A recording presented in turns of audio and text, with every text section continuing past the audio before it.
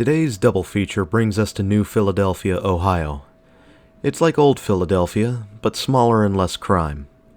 But did you know New Philly had two malls? Let's get a look at them, starting with the newer mall, the Newtown Mall.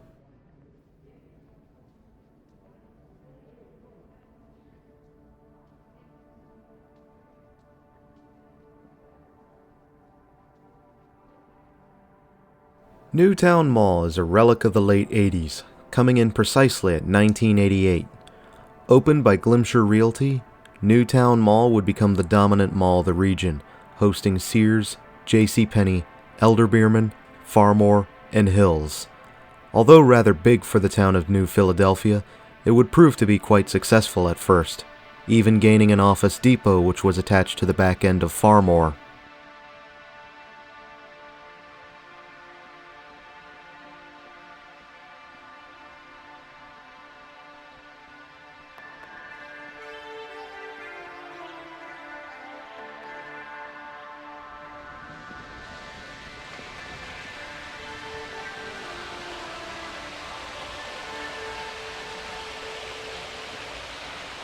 Tell me, what are the odds of that happening? Coming in just at the right moment to see them switch on the fountain.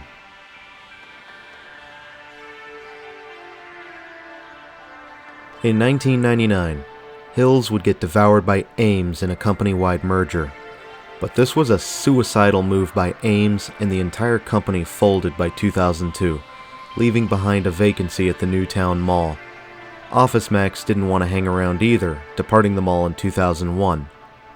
Since then, the OfficeMax space has been home to a multitude of gyms and fitness centers. As of the making of this video, the current gym is Route 250 Health and Performance.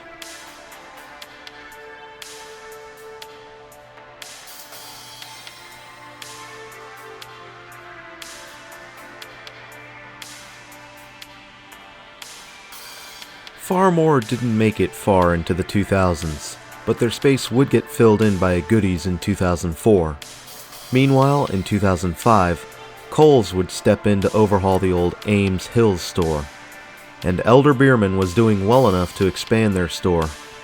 However, Goodies didn't last long, closing in 2007 to be replaced by Steve & Barry's. If the pattern continues, and it did, Steve & Barry's will close its doors for the last time in 2008.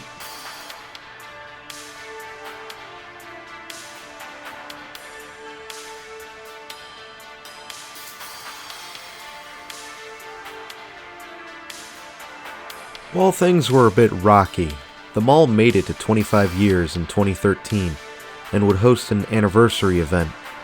In addition to the special event, the mall was able to secure a Jo-Ann Fabric & Crafts and a Marshall's as junior anchors, providing some additional draws for the mall. However, there were still more problems ahead for the Newtown Mall.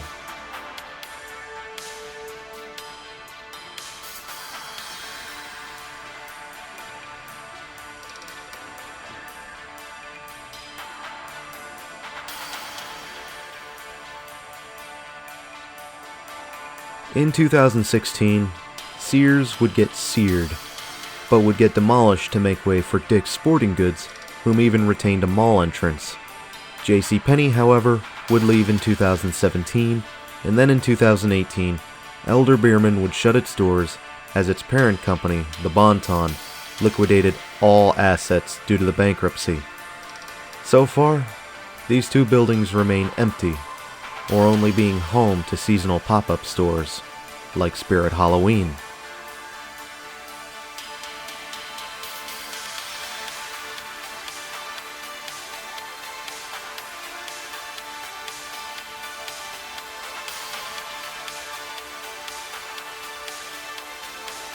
Enter 2021, and the mall seems to have stabilized despite the dumpster fire of 2020. It maintains a handful of junior anchors, as well as a Dunham Sports, Kohl's, and Dick's Sporting Goods. No more original anchors for this mall. While it's surviving now, Washington Prime, whom currently owns the mall, will have to get creative in reinventing the mall. It can't keep going in this limping form.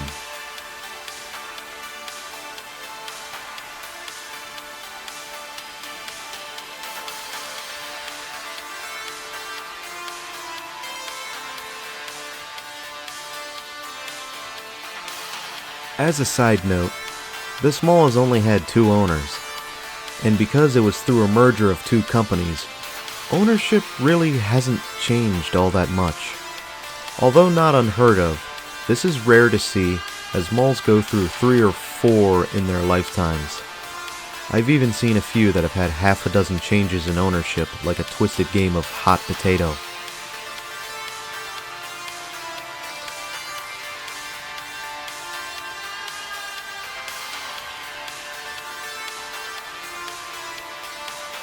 Glimcher Realty malls tend to have a similar look about them.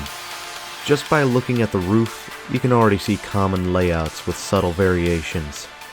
In fact, Indian Mound Mall and River Valley Mall are almost twins. Newtown Mall, however, does have a little more variation to its layout, and hasn't been carpeted or totally bleached out like others. And while there is room for improvement, like up on the roof, it even has a little bit of color going on. It even has that fountain we saw earlier, which I think is nice. Mall fountains need to make a comeback. Have some kind of showpiece for people to enjoy, even if it needs to be covered up for seasonal events.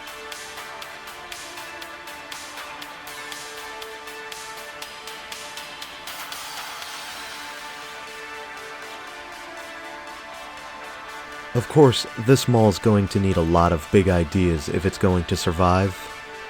Although it's got a decent tenant roster, a few anchors, that empty Elder-Beerman and JCPenney are right on front of the mall and are going to be eyesores to your average passerby.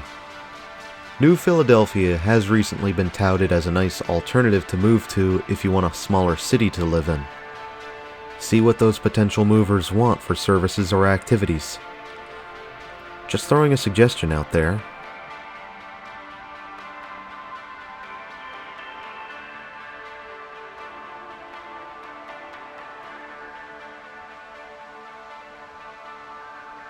Now, that's enough from me on Newtown Mall. Let me ask you, the viewer, what you think about this mall. Do you like it? Do you hate it? What do you believe could be done to keep this mall on its feet? Or do you believe it's a lost cause and that we're wasting our time even talking about these places? Drop your thoughts in the comments below once this video is complete.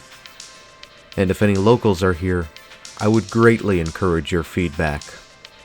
Nobody knows the area better than you.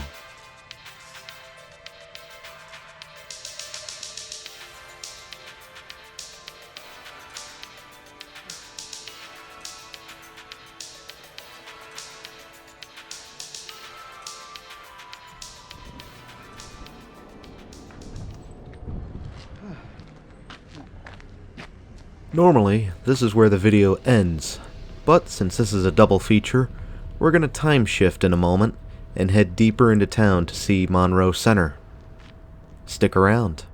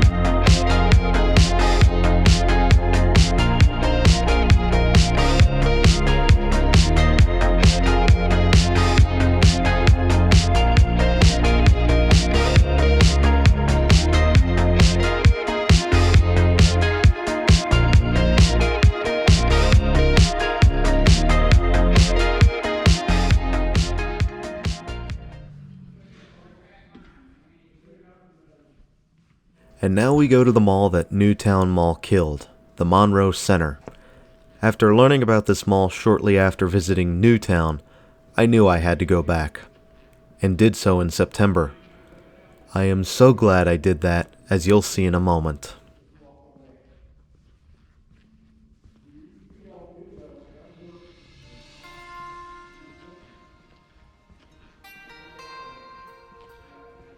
Monroe Center originally began in 1974 as the Monroe Mall, being a tiny little mall for New Philadelphia.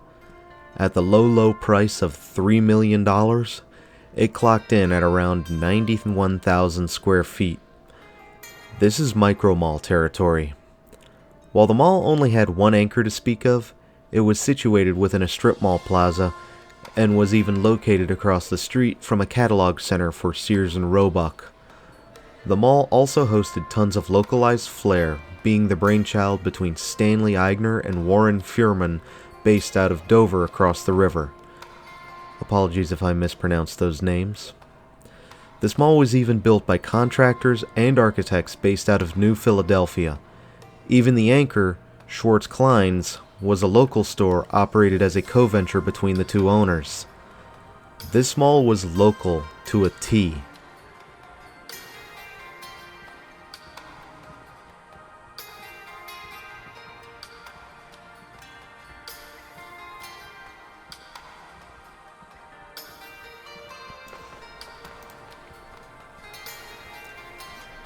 The opening of the mall hosted a ceremonial event featuring 1974's Miss Ohio, Cheryl Ann Yorkovich, as well as Cleveland Browns quarterback Mike Phipps.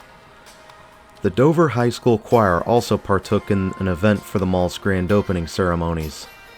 This little mall was a hit from day one and really offered a sense of community that seems lost on larger commerce-oriented malls. In fact, the mall was so popular that even with an expansion in 1976, demand was exceeding mall space, pressuring would-be tenants to compromise with kiosks in the main corridor.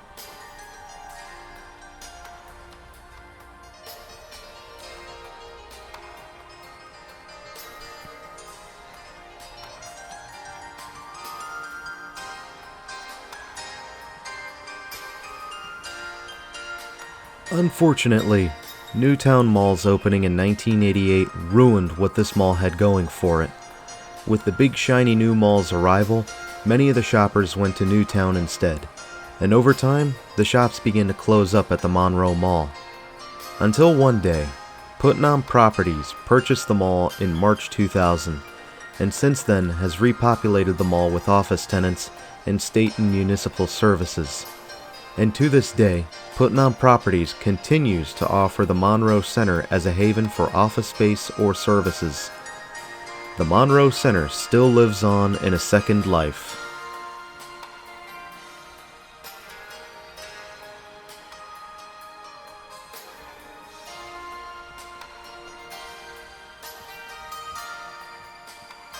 It's like the 1970s never left this little mall.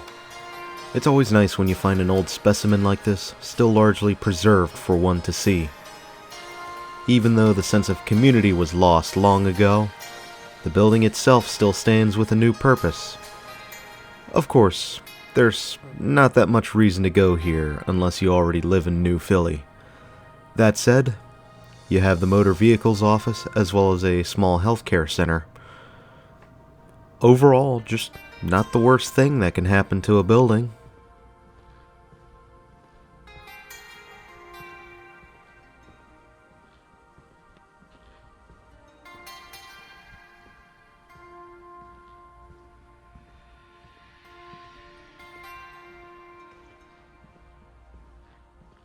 As we begin to wind down, I'd like to ask you about these two places. What did you think of them? Did you love them? Hate them?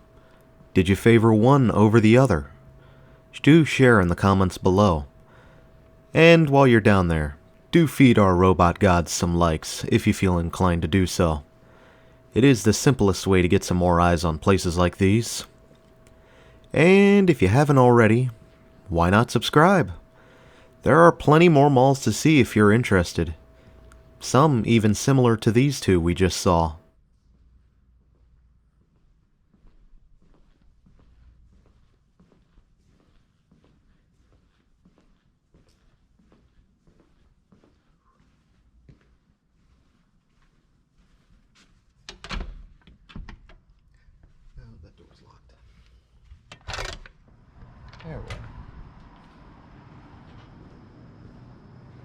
Thanks for having me, New Philadelphia.